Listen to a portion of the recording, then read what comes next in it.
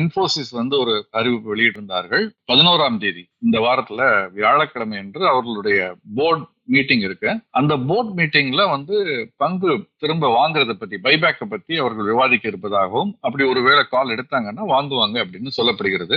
கடந்த 6 ஆண்டுகள்ல இது அப்படி பண்ணாங்கன்னா கடந்த 6 ஆண்டுகள்ல 4வது முறையாக பங்குகளை வாங்குகிறார்கள். இதுல இருந்து ஒரு விஷயம், ஏன்னா 2022 கடைசியா பண்ணாங்க.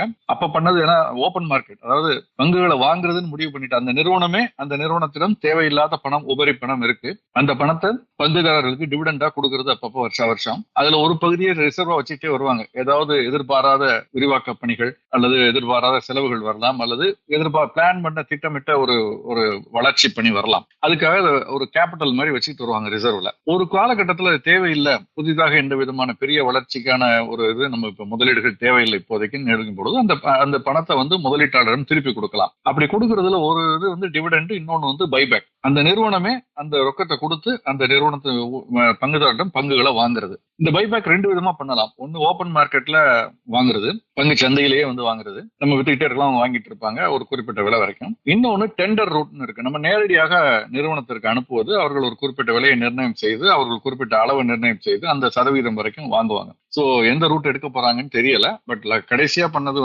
ஓபன் மார்க்கெட்ல தான் வாங்கினாங்க. 9300 கோடி ரூபாய் இப்படி வாங்கினாங்க. வாங்கி அந்த பணத்தை திருப்பி கொடுத்திருக்காங்க பங்குதாரர்களிடம். இன்டரிம் டிவிடெண்ட் வேற அந்த காலகட்டத்தில் கிட்டத்தட்ட 7000 கோடி கிட்ட கொடுத்ததா எனக்கு நினைவு. சோ இந்த ஐடி நிறுவனங்களிடம், அதுவும் குறிப்பாக முதல் 5-6 நிறுவனங்களிடம் என்னன்னா நிறைய ரொக்க கையிருப்பு இருக்குங்கிறத நம்ம தொடர்ந்து பேசிக்கிட்டு வந்திருக்கோம். அதுல ஒரு பகுதி இந்த மாதிரி தான் திருப்பி கொடுப்பாங்க. இந்த தகவல் வெளியானதுனாலையும் இன்னைக்கு ஐடி செக்டார் ஒரு பாசிட்டிவான ஒரு ட்ரெண்ட்ல இருக்குன்னு நினைக்கிறேன்.